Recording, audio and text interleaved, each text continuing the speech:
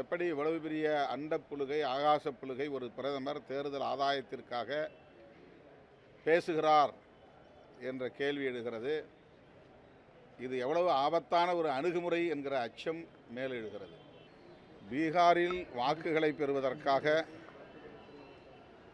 பாஜக இத்தகைய அரசியலை செய்கிறது.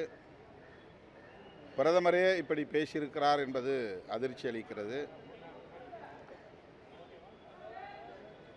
பீகாரை சார்ந்தவர்கள் தமிழ்நாட்டில் ஏதாவது புகார் அளித்தார்களா? அப்படி ஏதேனும் பதிவாகி இருக்கிறதா? அதற்கு ஆதாரம் இருக்கிறதா என்று தெரியவில்லை. பீகார் மட்டுமல்ல, பல மாநிலங்களிலிருந்து வட மாநிலத்தவர் ஏராளமானவர்கள், லட்சக்கணக்கானவர்கள் கோவை, திருப்பூர், சென்னை போன்ற பகுதிகளில் புலம்பெயர் தொழிலாளர்களாக பணியாற்றி வருகிறார்கள்.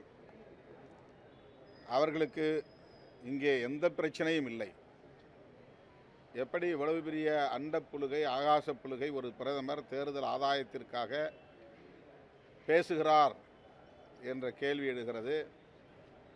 இது எவ்வளவு ஆபத்தான ஒரு அணுகுமுறை என்கிற அச்சம் மேலெழுகிறது.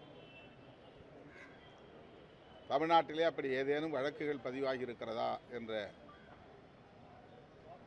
ஆதாரத்தை அவர் காட்ட வேண்டும். இது ஏற்புடையதல்ல.